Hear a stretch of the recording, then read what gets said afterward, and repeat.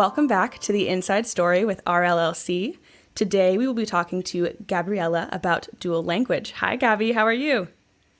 Hi, Tristan. How are you? I'm doing great. Excited to have you here. The first thing I'm going to have you do is just introduce yourself. Tell us a little bit about who you are and what you do. Yeah, of course. So thank you, Tristan, for inviting me to join the podcast. I'm honestly so excited to share information with everyone. Yay. So, my name is Gabriela. I'm originally from Nicaragua and I grew up in a fully bilingual household. I graduated from Boston University and now I work at the Reading and Language Center as an SLPA. Amazing. Since you work with RLLC, the best place to find Gaby, if you're looking for her online, would just be on our website at readingllcenter.com. So if you're looking for her, that's where you can find her bio. Awesome. So I'm excited to share information with you all about dual language learning, as well as some personal experiences. I'm also excited to debunk some myths surrounding dual language learning and share some information that you may relate to or even find helpful. Amazing. We're so excited for you to share all of that. Let's just jump right on in. So, first question I've got for you is, how many Americans know more than one language? Yeah, so this is actually a super interesting question because you may expect this number to be extremely high based on the cultural diversity that we have in the United States. Right. However, according to the US Census Bureau, only 20% of Americans can converse in more than one language. That is so interesting that America has kind of a lower percentage. So, what would you say the percentage of the world's children are raised bilingual? Yeah, so approximately 66% of children worldwide are raised as bilingual or have early dual language exposure. However, only 22% of American children can speak another language at home. So when you really think about it, 66 compared to 22% is a big difference. And it made me think about why there's such a big gap, which is why I wanted to do more research on the topic. Yeah. What did you find from doing extra research? Yeah, so one of the main reasons why I believe there's such a big gap between dual language learning worldwide and in the US is because there are many misconceptions or myths surrounding dual language learning. And here are just a few that I came across while watching a presentation by Milady Scort. So, the first one that she talked about in her presentation is the belief that learning more than one language will confuse children. So, for example, a behavior that is often seen as confusion in bilingual children is code switching. And all code switching is when a bilingual child uses more than one language in one sentence. So, it might sound something like this: I went to my casa to see mi abuela. And this is really interesting because while it might appear like confusion to others, research has shown that it is not the case at all.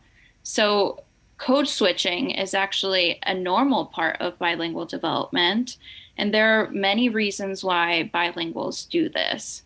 One of them being that code switching happens frequently in their communities and in their families that speak more than one language. So, what is really going on is imitation of behavior that they are observing from other family members or peers. Honestly, personally, to this day, I code switch nearly every day, and it is the most common way that I communicate with my family. Another reason why code switching is so common is that just as monolinguals, bilinguals are still in the process of building their linguistic resources. So essentially, when a bilingual child or adult cannot find the correct word in one language, they might borrow the same word in another language. So when you really think about it, it's just being flexible language users. Wow. Yeah, it's really cool. And like I said, like I use it every day. Like when I call my parents, when I call my brothers, I usually speak in what we call Spanglish, right? I transition from one to the next all the time. Right. So there's also further evidence that suggests that bilinguals use their two languages strategically. And this is amazing because children as young as 2 years old can adapt what language they're using depending on their conversational partners. So we can conclude that learning more than one language cannot confuse children at all. Wow, that was very thorough, first of all. um, and really eye-opening because it that sounds like children feel like a little bit more advanced in their like language learning kind of because you've got two languages that you're learning similar vocabularies in, which is super cool. Yeah, and I like to think of code switching as like bilingual ingenuity, right? Right. When you can't find one word in one language, it's kind of like you work smart and not hard, and you Yeah. just transition into the other one. Yeah, exactly. Very cool. So another common misconception is that speaking two languages can cause a speech or language disorder. And research has shown that this is just a myth because bilinguals have comparable milestones to monolingual speakers. And learning another language can definitely not cause a delay or a disorder. However, it is important to note that if a bilingual child does have a speech or language disorder, it tends to translate across both languages. So, what this means is that if a child is equally fluent in both languages, the two languages will be equally affected by that disorder. Wow. I didn't think about that, but it definitely makes a lot of sense. Yeah. So now that we've dispelled some of those myths, what are the benefits of learning dual or multi languages? Yeah, so there are many benefits of learning more than one language, and these include improvements in executive functioning. In general, research indicates that bilingualism provides a strong form of brain training that can improve a child's development of executive functioning and control. And what they really mean by brain training is that bilinguals are constantly filtering information to determine what language they're being spoken to, while also continuously experiencing and controlling their dual language activation at all times. So the bilingual experience can also be seen as a form of brain training or even multitasking. Wow. Yeah. So dual language learners also typically have increased metalinguistic awareness. And metalinguistic awareness is someone's ability to consciously understand the properties and structures of language, as well as how they are used to communicate. They also may experience aging, health, and academic benefits. Oh, Yeah. For example, there are studies that show how learning more than one language can actually have a positive effect on later life cognition. And this includes individuals who learned a new language as an adult. oh, So, all of these benefits, you can have them even if you learned a second language now as an adult. wow. That should encourage a lot Yeah, of folks. yeah, exactly. So, essentially, speaking more than one language is associated with higher performance in processing speed and verbal abilities, and in general, better cognitive reserve. So, being multilingual can also have a major impact on your academic and professional success.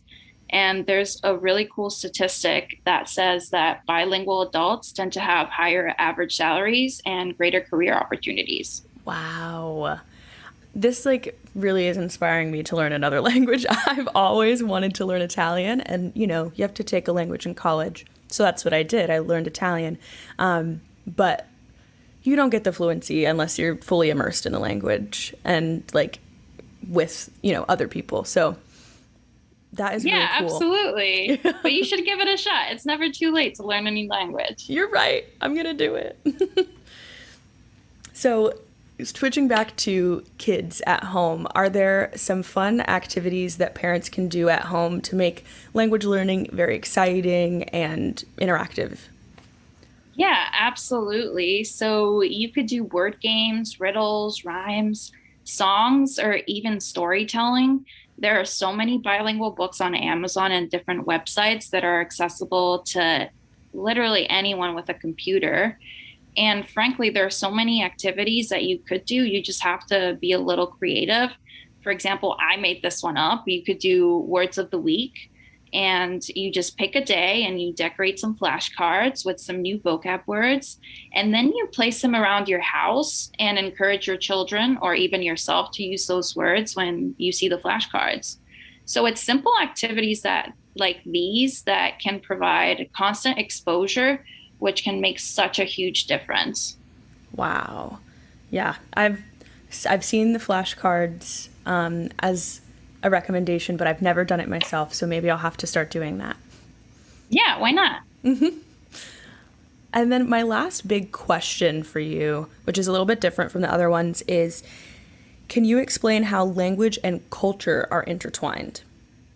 Yeah, so in the simplest terms, if you interact with a new language, you are essentially interacting with a new culture. And what this really means is that learning a new language goes beyond learning its properties and its structures, because you're also learning about a new culture or a group of people that speak that language. So, this gives individuals who are learning a new language a unique opportunity to learn about a different culture's food, its history, its traditions, and even their way of life. And if a child and their family speak that language, it can also help individuals stay connected to their own culture, which eventually will help them develop a strong sense of identity. That is amazing. That is so cool. That was my last question for you. But the last little bit is just, do you have any resources to share with parents? Absolutely. So I would like to share these two amazing books, which I think can be helpful for parents of dual language learners. These two books explain and break down the bilingual experience and its benefits in a very realistic and simplistic way. And it might be a great place to start for parents who are even considering raising their children as bilinguals. So the first book is called Bilingual, Life and Reality by François Grosjean. And the second one is called The Bilingual Brain and What It Tells Us About the Science of Language by Albert Costa. Amazing. And for the audience, I will make sure to put those links to those books in the show notes so that everyone can have access to them. Well, Gaby, before we wrap up, do you have anything else you want to share with us? Yeah, so I guess I just want to encourage everyone to get out of their comfort zone and learn a new language if they've always wanted to do that. And yeah, thank you so much for having me, Tristan. Of course. Thank you so much for being here. We really appreciate it. Thank you so much to the audience as well for listening today. And remember to subscribe so you know when we get our new episodes out, and leave us a little rating and review. Again, thank you so much for listening, and have a great rest of your day. I just want to let the audience know of something really cool that Gaby does here at RLLC. She is actually heading a Spanish teaching program. It's called Español con Gaby, and it's for children and adults. So anyone that is interested in learning Spanish, it's one-to-one sessions, and they're an hour long for $40. So you guys should definitely check those out. I'll have those linked in the show notes as well if you're interested.